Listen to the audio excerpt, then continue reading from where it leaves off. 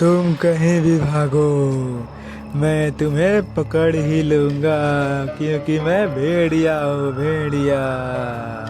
या, या। भेड़िया लोगों पर हमला बोल देता है और किसी का मांस, किसी का पेट, किसी का गर्दन काट के खाता रहता है। दूर खड़ी सलोनी ठाकुर को देखती रहती है। हे भगवान, ये क्या हुआ? ठाकुर साहब रुक जाओ, आप तो गांव वालों की मदद किया करते थे और अब आपको क्या हो गया? हे भगवान, गांव वाले इनको देख लेंगे तो मार देंगे। हे भगवान, इनको बचा लो, मैं क्या करूं? हाय, हे ठाकुर साहब रुक जाइए, प्लीज़ ठाकुर साहब रुक जाइए।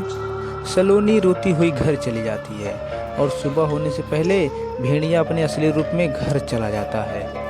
मुंह में खून भी लगा हुआ था।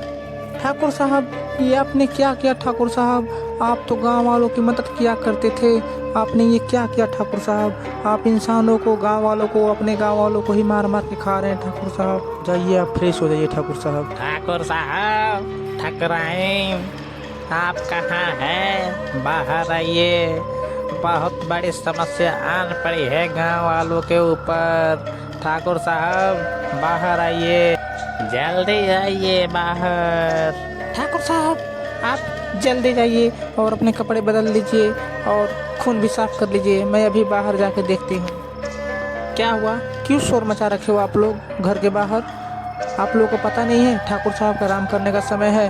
खैर, क्या हुआ बताइए, क्या आप मुझे बात है? बता सकते हैं? वो वहाँ रेलवे स्टेशन पर लाशें बिछी हुई हैं। कुछ लोगों का कहना है कि कोई खतरनाक जानवर ने उन लोगों के ऊपर हमला किया है। देखने में तो वो भेड़िए के जैसा विशाल लग रहा है और लोग बोल रहे हैं कि वो भागा भागा हवेली की तरफ ही आया है। तो हम लोग आ गए हाथों में मसाल लेकर देखने कि ठाकुर साहब और ठकुराइन ठीक ठाक है ना। बताइए ठाकुर साहब, ठीक तो है ना? बताइए। ये तो बहुत बड़ी समस्या है। मुझे लगता है जंगल के रास्ते कोई जानवर आया होगा, उसी ने आप लोगों पे हमला किया होगा। गांव के लोग चले जाते हैं और ठाकुर पूरी रात डर के मारे नहीं सो पाता है और अगले दिन सुबह होते ही ठाकुर के शरीर में पूरी बेचैनी हो जाती है।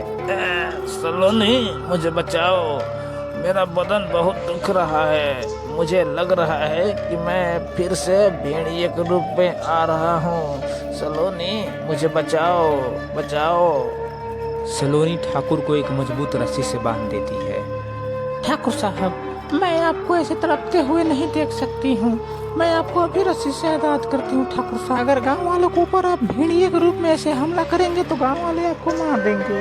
मैं आपको ऐसे नहीं देख सकती, आप वहीं जाइए स्टेशन पे और लोगों को मार मार के खाइए। ठाकुर साहब, मैं आपको अभी आजाद करती हूँ।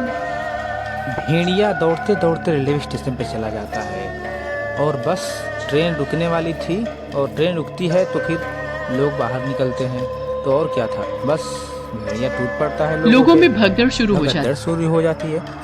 मेरा बच्चा, मैं अपने बच्चे को कहाँ ढूंढूं? तभी भेड़िया एक आदमी को मार के खा जाता है और हमेशा की तरह अपने पेट भरने के बाद वो आदमी अपनी हवेली में चला जाता है। ऐसा कई दिनों तक चलता रहता। गांव वालों को पता था तो वो लोग स्टेशन पर नहीं जाते थे, लेकिन जो नए लोग थे वो लोग जाते थे और ठाकुर मारकर खा जाता था। एक दिन गांव वालों को पता चल गया, भेड़िए को ठाकुर बनते हुए उसने देख लिया। सतबीर भागता हुआ जाता है और सभी गांव वालों को बताता है। और क्या था, सभी लोग हाथ में मसाल लिए हवेली की तरफ चल दिए। ठाकुर अपने पत्नी के साथ बाहर आता है और क्या था, सभी गांव वालों को वो सच्चाई बता देता है कि वो कैसे इंसान से भेड़िया बना और भेड़िए से इंसान, और सभी के सामने भेड़िया बन जाता है। और उसको याद आता है कि मंदिर में एक त्रिशूल रखा गया है, वो जाता है और खुद के त्रिशूल मारकर मर जाता है।